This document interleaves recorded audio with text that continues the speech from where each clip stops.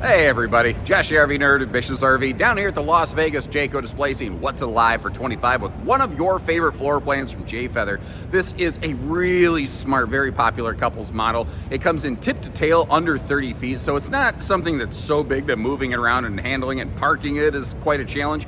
But it really hits a lot of sweet spots. Like in the living room, we have a sofa and a dinette. We have awesome campsite window coverage along with direct facing TV. And Jay Feather does a really interesting thing with their version of this, where they actually have like a little miniature sort of welcome home bureau slash desk arrangement that, like, for somebody like me, like I go on vacation, but every now and then I gotta crack the laptop open for like a quick little emergency. Uh-oh, I gotta fix something. It's just enough of a quick little fix station to get you through. Or let's say you got like a grandkid over for the weekend. You get a little, iPad station set up on a rainy day, give everybody a little bit of sanity kind of space. Stuff like that is very, very handy. Carpetless, ventless flooring, so very easy cleaning. And if you bring a pet along with you, which the more than 50% of people do camp with pets, it's a lot easier to clean up. No carpet in the slide floor, anything like that. They put a more powerful air conditioner on these, which is really handy because you have not only a decent sized living room, but private bedroom, private bathroom. You want to make sure you can keep the whole thing cool and comfortable. They're also really interesting. Like every room has its own power ceiling vent fan. So if you're not running the air, but you want to get some fresh airflow, like those really crisp fall evenings, it's like the best sleeping ever. You can always have a little bit of a fresh breeze rolling through. It is a double entry door, which is going to help for road mode on Jayco's version because they have a totally private walk around bathroom, not a walk through bath. And that's something you might like or you might dislike, but that's what I'm going to show you in this video. Things that may or may not influence your decision to or not to buy the RV, because I want you to know what's real and what's not. And if you appreciate that, hit that subscribe button and let's get going. And it's kind of funny, various forms of this floor plan have existed for years in the RV industry, and there's things like it's like a crocagator. It just ain't going away. It's like it's effective enough that it just continues to be popular even today. I do want to point out, although it's a smaller oven, at least they're still maintaining an oven. There's a lot of manufacturers who have cut those out, and I know for a lot of people that's a major issue. Now they have gone to thermal foil counters throughout. Previously, a bunch of your Jayco stuff, only the main kitchen counter had the thermal foil sealed edge. Everything else was still T-molded. I've actually been a little bit surprised more people haven't kind of been unhappy about that over the years, but I guess Jayco decided, on these feathers here, it was time that they stepped up a little bit. Now, they do an interesting thing with their ceiling vent fans. The biggest room of the RV gets a big fan, and that's cool, and I'm a big fan of that. Anyway, the bathroom and bedroom also have vent fans, although a smaller variety. Could you theoretically update and upgrade those? Yes, but it's just not factory done. I think folks like things to be factory done whenever possible. Now, you do have a free floating dining table here, very similar to kind of how like Rockwood tends to do their things. It is on an elliptical base though, so it does potentially still pose a little bit of a knee knocker symptom. I wanted to leave this open so you could kind of see a little bit of a before and after. It is technically a see-through glass, but it is a dark, smoky glass. So it's not like people are just like looking in there and staring at your cabinets in like complete disarray necessarily, They've also streamlined, as of last year, their decors. They used to have modern farmhouse, and they had vintage whatever it was called, and now it's just like vintage farmhouse or whatever the crap is called. But this is the decor. It doesn't matter what it's called. This is what they look like right now. It's kind of like the old Ford, any color you like as long as it's black. Great campsite window coverage on this one though. The full viewing window in the entry door also helps it, and you get an amazing viewing experience if the weather is nice and you can leave that screen door closed and leave the main door open. The visuals that you can get through that are pretty darn amazing. But this one, what makes this one I think so great and so popular is not just the size, it's not just the true queen bed in the bedroom. It's the total amount of storage and the good functional countertop prep space you have in a smaller RV. This is a rack and pinion slide, by the way. Sometimes when people see things like a pantry and a fridge in a slide out, they get a little spooked by it, but it's a slide that's made for handling that kind of stuff. And this is really smart They sneak power outlets like next to sofas, kind of wherever they can. And speaking of sofas, you know what you don't see this year? That cheap pleather stuff it was just so dominant in the RV industry for so long, because it seems like just after the RV's out of warranty, the stuff starts peeling and cracking. Well, that is a new cloth touch decor that they have going on. You'll see that their sofa and their dinette cushions are the same. And they put basically like a Scotch Guard treatment on that to keep it in, top shape and working order for long term. You're going to get a nice little reflection of me because I haven't activated my vampiric powers to not appear in a mirror today. By the way, the whole rumor of vampires not being able to see the reflection of mirrors, it's because old mirrors used to be backed by silver, which in the vampiric origin lore, vampires are basically allergic to silver. So that's why they didn't like mirrors, because they saw themselves in silver and it basically hurt them. So the more you know, guys. There's your vampire tidbit for the day. Before Twilight, when vampires glittered like diamonds in the sun. Regardless, I think that converter is going to be clear when the slide closes. We're going to have to come back and check on that. I'll show you the RV with the slide closed in road mode. We also have, I just pushed my button to the stove sparker. This one is sensitive. Listen to this. Like, I barely touch that. Anyway, no heat vents in the floor, no carpeting anywhere in the RV. It gives it just a nice, clean, seamless look all the way around.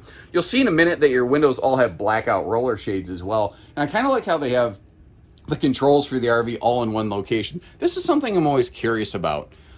Should a manufacturer put the tankless water heater controller here with everything else, or should they put it in the bathroom?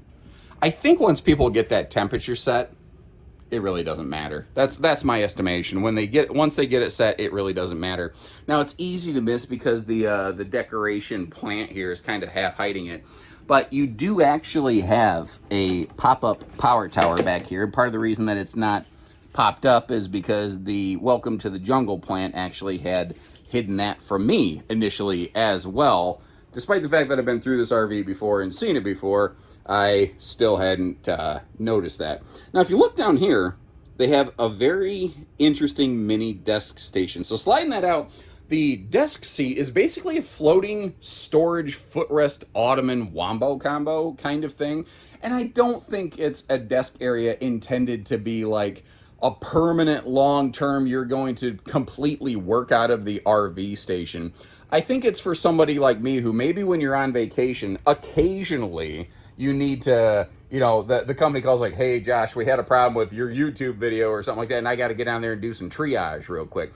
It's just enough that I can do that. Or, if occasionally you want to bust out the laptop or the iPad or something like that, like it's just enough of a little station that you can make that work. It also, that little shelf area there makes a perfect little like buffet serving station for game day nachos or something like that. But as you can see here, as we start going through the kitchen, for no bigger than the kitchen area appears to be, it has big time storage. And I love the fact that under the left sink, they left a dedicated wastebasket space. That is one of those things I'm constantly harping on in my videos that a lot of manufacturers just don't do. So it's those little daily use and touch details that they put in these that I personally really, really like out of them, Pardon me. Now, one thing I do wish more manufacturers, like Lance and Northwood seem to be some of the only ones that figure this out. If you look to the right of the stovetop, you just see a blank wall panel. I really wish that backsplash wrapped all the way around, because contrary to what RV engineers seem to think, bacon grease does splatter laterally in addition to straight forward and back. So that's a handy little detail to maybe learn. Now, doing my Michael Jackson moonwalk, back here into the bathroom space. Decent space, counter space rather, in the bathroom is a nice touch, and that's a good size sink.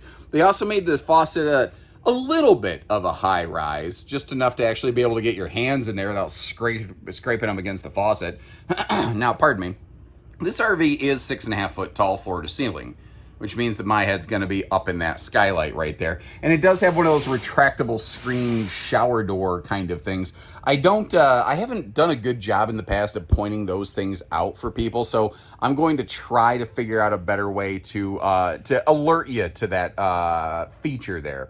Now, over here in this corner, this is interesting. I think they went through and kind of retouched and redesigned a few of the Jay Feather bedrooms, because I'm seeing this more and more, where you have some good dedicated like shelf storage space enclosed in the bathroom, and then a big chunk of storage space in the bedroom, actually comprising your primary closet. We'll get there in just a minute here. Now, it looks weird that the toilet paper roller is actually on the door, but when it closes, it's right next to the toilet. It's actually a really perfect location.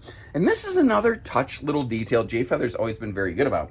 The bedroom has a sliding pocket privacy door, but they actually give it a positive latch system so that if you do have a guest over, you can make sure that you maintain full maximum privacy in this bedroom. And one of the things they did last year that I was so glad to finally see is they finally just outfitted these with a 60 by 80 True Queen bed. Jay Feathers had been True Queen capable for years. They just hadn't actually done it yet, you know. Your TV prep in your bedroom's up here on this wall, because with the sliding door across from the bed, there's really not good space and opportunity for that. I love the big window in the bedroom. That's a nice little touch there. And this is kind of interesting. So both sides of the bed, you may have already noticed the household outlets on the base of the bed. You've got USB plugs there, but they're also a wireless charge pad. And I'll give you another look at this in a minute. But your side stands, they are drawers. Not that they have drawers. Your side stand is a drawer, and by sliding open, if you have stuff on top of it, it's not, you don't have to take it off every time you want to get in there. Just in case you missed it, you also have household outlets on both sides of the bed. So this bedroom arrangement's symmetrical. Everything we just looked at over here on this side, you'll find the same thing over on the other side as well. And again, they are pretty good about giving us power vent fans in every room. The bedroom and the bathroom, they do have the smaller fan. Theoretically, could you upgrade it? Yes. But, you know, the upgrade's not done from the factory, so it's not everybody's favorite thing. Our entry door over there, remember, it does have a deadbolt, so you don't have to necessarily worry about somebody cracking the door open and taking a look at you. Although if they climb up the stairs, since the entry door window doesn't have a privacy shade, which feels like a little bit of a miss to me, they could still look at you at least, but they couldn't get to you and touch you in your sleep. And that's probably the creepiest thing I've said in a very long time. So moving on from there, taking a look at the storage. I love how the overhead cabinet actually holds itself open. That's a really nice, really cool little touch right there. Now the bed's easy lift. There's fantastic storage below it. There's absolutely no problems there. This one, I guess, what might be potentially a make or break for some folks is the road mode function of this. Because it has a walk around bathroom, you never have to deal with, like, if the camper doesn't get cut off if somebody's using the bathroom at your destination. But while you're traveling, because when the slide closes, we're going to get busted down to what I call two-stage travel access. The walk-through bathroom is really nice for travel access, and it does allow you to get actually a bigger functional total bathroom space in the same size RV. However, at your destinations, if someone's using the bathroom, you've cut the camper off. A walk-around bathroom like this Jay Feather has, you don't cut the camper off. Everyone can still navigate with a B? Okay. Navigate the cabin, but it creates the traveling conundrum. Now, the dinette's not in a slide, so the dinette is travel functional. You should not sit in the sofa while it's retracted. It's a rack and pinion slide. They don't like that. People say, yeah, well, what about that refrigerator? What about the pantry? You mean I can't load that? No, you absolutely can. Manufacturers account for stuff they install, because remember, those fixtures and features, they are anchored into more than just the floor, which is now unsupported while the RV slide is extended. So, you know, refrigerators, pantries, yeah, you can load those up. Manufacturers account for storage spaces they create. They don't account for a person they didn't install. Keep that in mind. Now, sliding up here into our bedroom space, queen bed, yeah, you got to kind of dogleg around it, but I'll take the longer queen bed any day of the week. Something I didn't think to show you before, about 2 years ago, I all but concussed myself sitting up in a Jay Feather bed because they had a shelf overhead. If you notice, I was actually able to sit up there and have plenty of room above my head without hitting my noggin, which is something that I am a very big fan of, not knocking myself out all the time. It's a little bit of a tricky walk around for me to get to the bathroom here, but I think you get the idea. Your back door, that's going to be used for snack-tastic stops. Your front door, that's for when you need to take a nap or take a crap. All right, so for towing and going here, tip to tail, tongue to bumper length of this is not too crazy out of control. The dry weight's just about 6,000 pounds, almost on the nose, which leaves us a good 1,400 pounds of cargo capacity, meaning you can actually pack some decent stuff into this. Now, it's not exactly the kind of RV intended for like major long-term boondock off-grid camping or anything like that. So if you want a bunch of water in the tanks, yeah, it's going to eat into your cargo capacity quickly. But again, not exactly the goal of this one. Now, some changes have happened in the J-Feather family. There's not technically a split in the division here of the tandem axle 8-wide J-Feathers, but you might notice how that one looks a lot like a White Hawk used to. That's a J-Feather. There's basically the Super Slide J-Feathers with a front nose cap, and then there's the non-Super Slide J-Feathers with a front fiberglass sweep, like we're looking at here. The Super Slide is basically the line of demarcation, if you will. Never thought that little note from history class would come in handy on a RV video, but ladies and gentlemen, here we are. You might notice this is not a traditional Lippert I-beam frame. This is a Norco chassis. It's like a Z frame. It's huck bolted. They're also using the better quick drop stabilizers. And another cool thing on these is they do have heated and enclosed underbellies. Now, J-Feathers, I don't think J-Feather has actually been cold chambered and like rated, tested, proven down to 0 degrees. But basically, it's going to have to hard freeze and stay there for a very long time to become a problem. Handy slam latches and magnet catches. Is there anyone who doesn't like slam latches and magnet catches? I'm not aware of anyone that has that preference, but I suppose it is technically possible. Let's talk a little bit of a construction point here. One of the things that actually changed on the 2025 J-Feather Micros is they now have a laminated aluminum framed, all laminated. They have a laminated aluminum framed roof. I mixed laminated and aluminum to a laminated. Anyway, other than that, this has a stick-built roof that is fully walkable. And beyond that, they have the exact same construction. You know, aluminum framed, laminated walls with, I call it double Asdel, so it's Asdel on the inside and outside layers of the wall. They also put a really severe awning on this thing. Like, it covers both entry doors. That's like a maximum size awning. J-Feather's actually very good for that.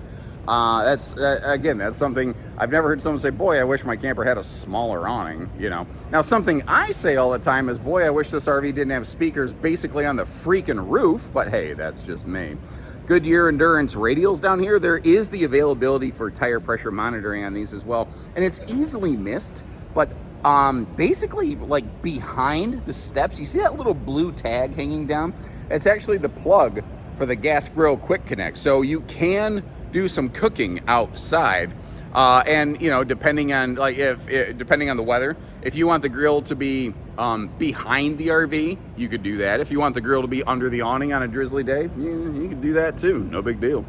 250-pound rated ladder right here gets you up to that fully walkable plywood decked roof. That's a very, very uncommon quality.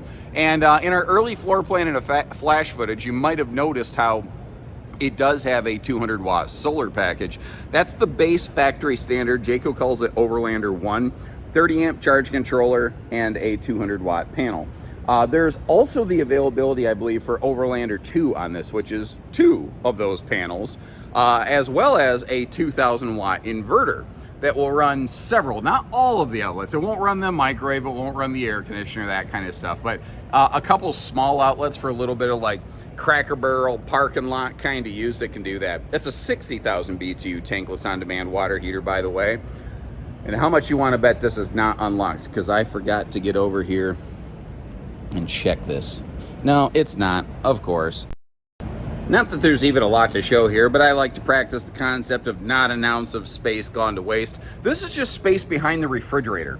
Because they pulled the refrigerator forward in the slide so you wouldn't bash your forehead against the slide fascia, they just had an extra open pocket here, but it's actually deeper than you realize. Well, maybe deeper is not the word, taller. It's bigger than you realize, because it actually goes all the way up to the slide roofing. Like you're giving an elephant an enema over here reaching in that thing.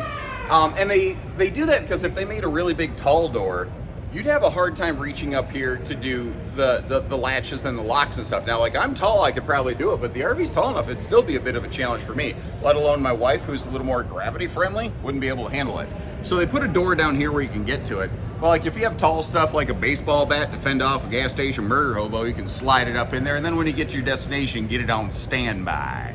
So like we mentioned things like the bathroom. You could walk around this one. What if you don't like that?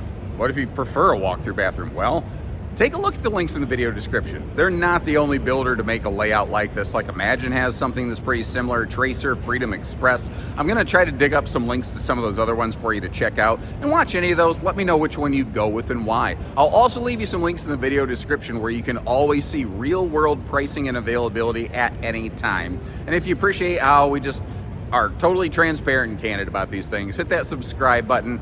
And until next time, thanks again for tuning in. Take care, stay safe, have fun, and happy camping, everyone.